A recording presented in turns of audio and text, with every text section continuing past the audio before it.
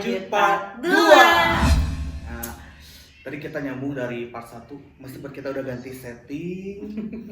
Ya awalnya kita makan, sekarang kita lebih intimate, lebih serius. Aduh, Akan bahas apa ini? Kita bahas yang tadi aja kayaknya, nerusin yang tadi ya. Nerusin yang sebelumnya aja ya. Sebelumnya itu kita baru bahas sampai tentang kepanitiaan pagelaran dulu ya. Kan banyak nih. Kalau Ola itu dulu pagelaran suka kebagiannya jadi apa? Kalau aku orangnya suka riweuh kan.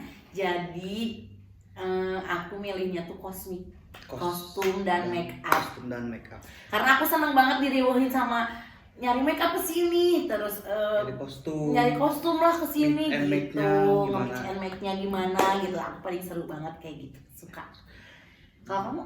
Kalau aku sendiri pertama pernah jadi ketua pelaksana, pernah kesekretariatan pernah, terus apa yang setting di belakang teh? Stage manager. Bukan. Setting artistik. Nah, artistik pernah, kosmik pernah, koreografer pernah. Jadi hampir semuanya lah dicoba gitu. Jadi kalau Ola itu lebih seringnya kosmik, kalau aku semuanya dicoba gitu. Seru banget ya. Harusnya sih coba semuanya, cuma karena aku nyaman banget di kosmik, jadi aku selalu dapetnya kosmik. Nah, waktu jadi kosmik nih ya, ada kisah lucu sebenarnya. Tapi mending Ola yang cerita deh. Pada saat kosmik drama tari yang paling berkesan, apa itu?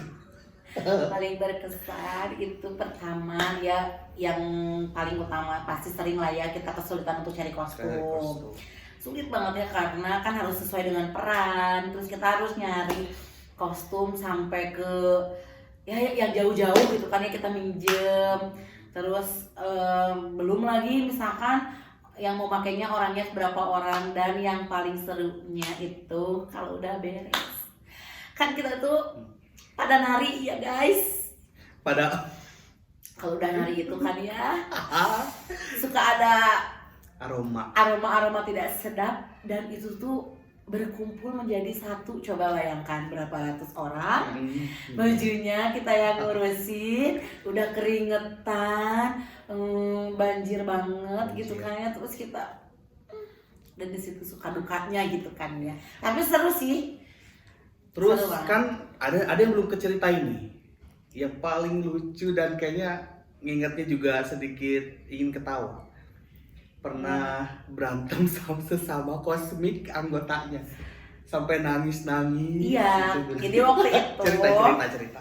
Aku nih ya sama teman dekat aku banget itu, dia tuh teman dekat karena aku sering ke tempat dia, nginep di dia, terus dianya care banget gitu sama aku. Terus emang aku juga udah nganggep dia keluarga gitu kan ya. Suatu saat aku tuh kosmik, dia juga kosmik, capek banget ya. Aku sebutin nggak, jangan sih orangnya. Boleh, nggak apa-apa, yang namanya ya kan? pengalaman. Aku tuh sama JJ itu ya ampun gini banget, bestie banget.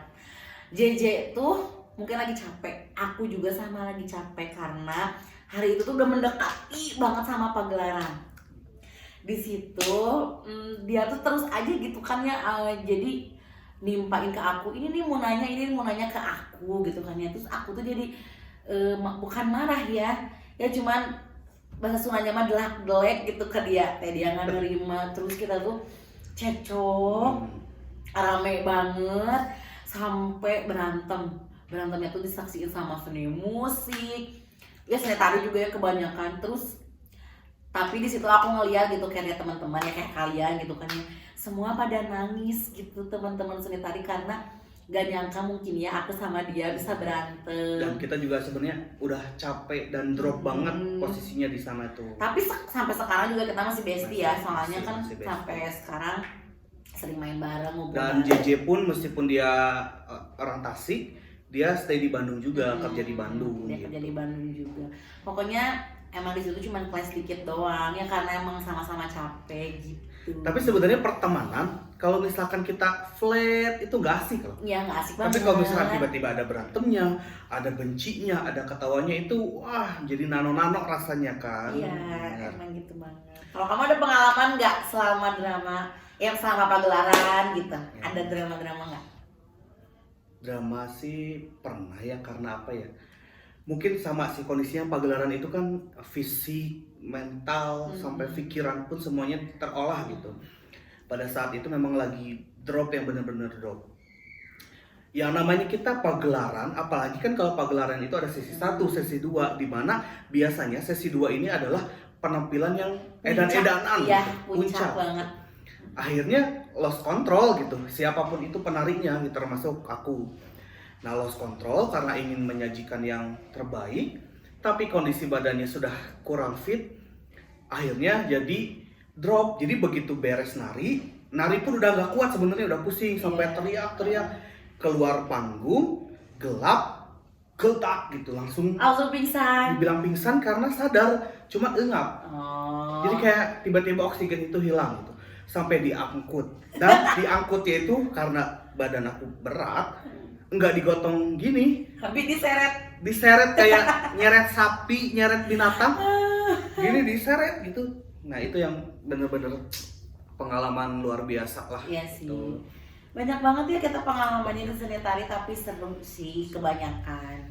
Suka dukanya sedikit kalau untuk dukanya, tapi memang pasti ada ya, semua jurusan Pasti. perkuliahan pasti ada suka dan duka. Terus lanjut lagi. Apa ya? Nah setelah ya berakhir masa perkuliahan, sibuk masing-masing, Ola dengan keluarganya karena sudah menikah, dan aku dengan pekerjaannya ngajar dan belum menikah posisinya ya. Nah sekarang kita pindah topik lah ya. Tadi kan masa perkuliahan, kalau sekarang masa rumah tangga. Ya sebenarnya rumah tangga juga bukan hal yang untuk diungkapkan, cuman mungkin ada tips and trik kah dari Ola ketika misalkan memilih pasangan atau menjalani hubungan suami istri, hubungan bukan hubungan itu tapi perjalanan hidupnya ya, gimana, coba ceritain. Kalau aku sih ya kenal sama suami yang sekarang itu kan emang udah lama banget. Dari SMA kan kita udah kenal gitu ya, dari aku SMA dia emang udah kuliah. Aku tuh emang bedanya lumayan agak jauh kan sama suami, tapi ya di situ emang dia itu baik aja ke aku gitu. Kayak pertama mungkin kayak adik kakak mungkin ya, karena emang beda umur, tapi yang aku rasain kan dia mengayomi ya, karena udah dewasa itu betul. Nah kesini-sini mungkin dijalanin serius sampai pertengahan 2018 aku diajak nikah. Jadi aku mau aja gitu, karena udah lama dari 2011 sampai 2018. Wow, perjalanannya yang lama ya. Jadi segala rasa udah ada lah pasti ya. Pahitnya ada, senangnya ada, segalanya udah ada gitu. Nah, karena Ola sudah berumah tangga, tips and triknya gitu dalam menjalani hubungan dengan suami dan istri itu seperti apa? Apa ya trik and tips? Khususnya buat aku ya, karena di sini aku posisi belum nikah nih. Kalau aku tuh sama suami itu ngejalanin hidup ya simple aja, apa yang aku suka ya jalanin. Kalau kata suami aku ya, terus yang suami aku suka ya jalanin aja. Kita mah nggak pernah saling ngekang, terus nggak pernah ada gimana ya, aku nggak boleh berteman sama itu, kamu nggak boleh berteman sama itu, aku nggak pernah kayak gitu. Terus apa ya, terus aku tuh ya ini sekedar fun fact, aku nggak pernah dituntut untuk menjadi istri yang gimana gitu ya, maksudnya kamu harus benar-benar beres-beres rumah, kamu harus gini enggak. Kalau misalkan kamu ya yang penting mungkin ya suami aku pasti mikirnya gini, kalau rumah bersih kamu yang nyaman, aku yang nyaman.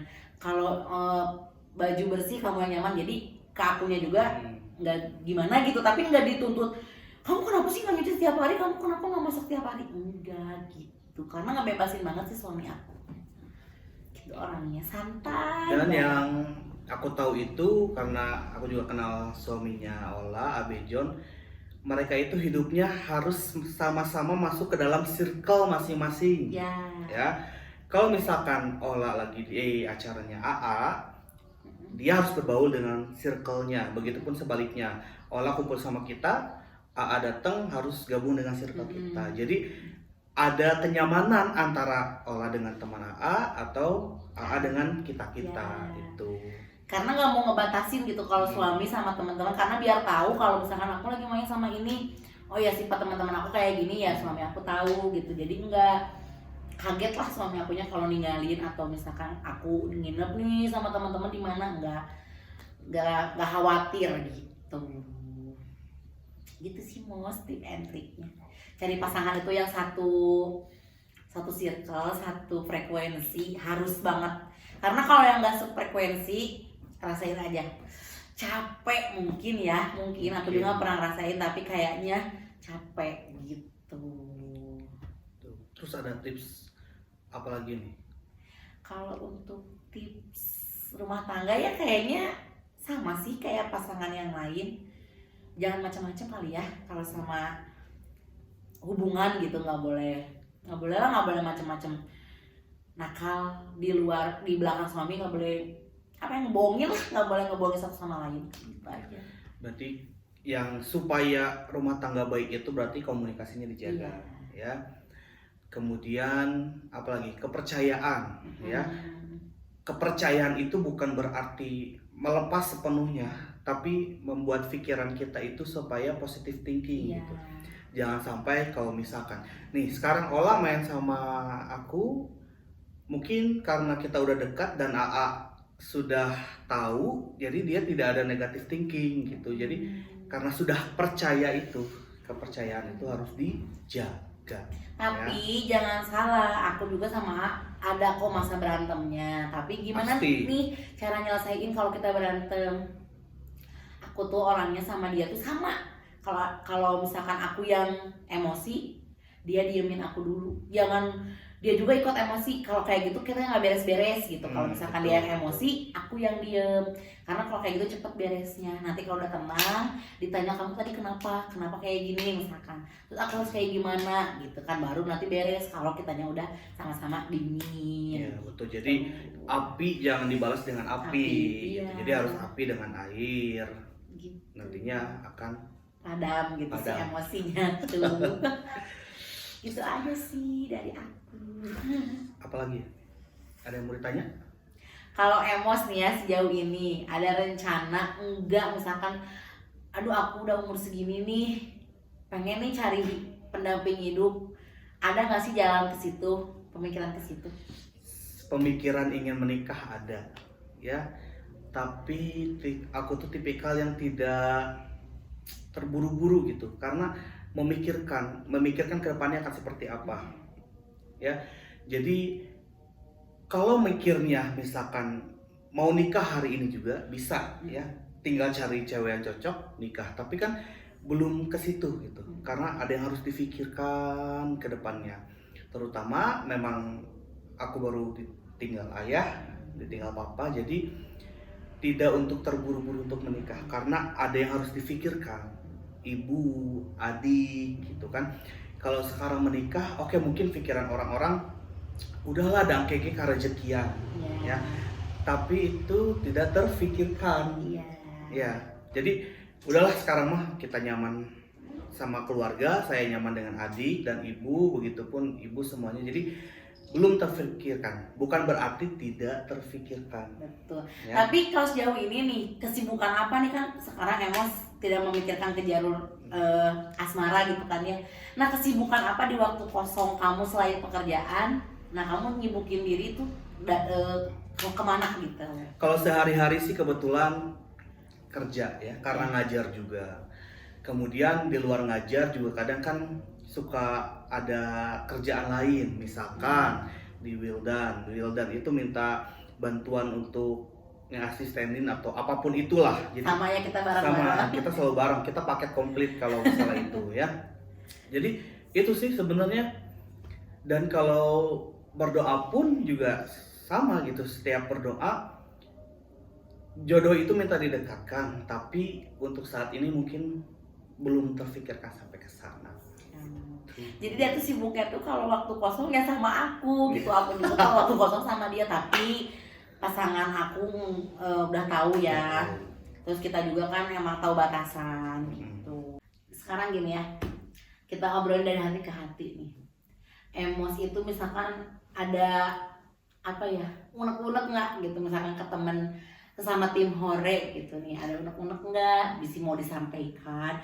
Takutnya kan ya nanti kan kita pasti pada nonton, jadi pada tahu gitu. Kalau mas unek-unek sendiri sih khusus nggak ada ya, karena apa gitu, karena aku orangnya maklum ya, misalkan Ola dengan sifat dan tingkah lakunya gitu, Wildan seperti itu, JJ dan yang lainnya pun juga punya sifat dan tingkah laku masing-masing gitu, jadi tidak bisa memaksakan, dan aku mawas diri orangnya gitu. Jadi oh misalkan Ola nolak, misalkan contoh, oh berarti capek meren gitu. Jadi apa yang namanya, lebih ke harus sadar atau positive thinking gitu. Jadi unek-unek secara khusus nggak ada sih kalau dari aku. Kalau dari Ola? Kalau aku kebaikan dari Emos. Kalau Emos kan emang orangnya positive thinking. Nah kalau aku overthinking. Jadi misalkan kalau ada teman yang berubah aja sifatnya sedikit, aku langsung pikiran gitu, maksudnya dia capek mungkin, oh ya gara-gara ada aku, mungkin di sini udah aku pulang aja atau gimana gitu ya. Aku suka nggak enakan gitu. Tapi sebenarnya ya itu akan menyiksa diri sih sebenarnya ya. Jadi apa ya? Ya mending di apa ya, plong gitu, mendingan positive thinking, jangan overthinking tapi positive thinking, supaya hidup kitanya nggak kesiksa gitu. Mungkin orang kesiksa sama pikirannya, padahal orang itu kan tidak biasa aja, padahal orang itu emang biasa mungkin, aja. Ya mungkin bete, wajar lah kalau orang bete tiba-tiba diem. Mungkin pendapat Ola karena lihat dia bete, oh dia ke aku ya aku pasti gitu apa gimana, itu jangan, itu bakal nyiksa diri gitu kalau menurut aku ya. Iya sih, kalau aku emang kelemahannya tuh selain ke teman-teman yang di sini juga emang aku kayak gitu orangnya, kalau ngelihat beda aja sedikit pasti. Itu ya, itulah. Jadi banyak sekali kisah sebenarnya kalau kita ungkapin obrolin lagi, ceritain lagi nih misalkan keseruan-keseruan kita selama misalkan kita kumpul, wah panjang banget ini episodenya. Ini kita cut gitu ya, cuman intinya yang kita sampaikan. Nanti kalau seru, kalau banyak yang nonton, banyak yang komen, nanti insya Allah kita lanjut lagi. Mungkin ada yang mau komentar, kasih ide gitu, mau misalkan kita mau ngapain atau podcast atau mukbang apa, nah bisa ya gitu, atau ya. mau kita masak apa juga bisa ya, langsung komen aja. Multi talent kita, mau nyanyi oke.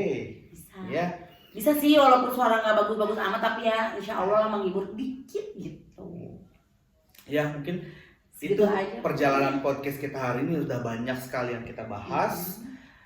Jadi sampai jumpa di video selanjutnya. Bye.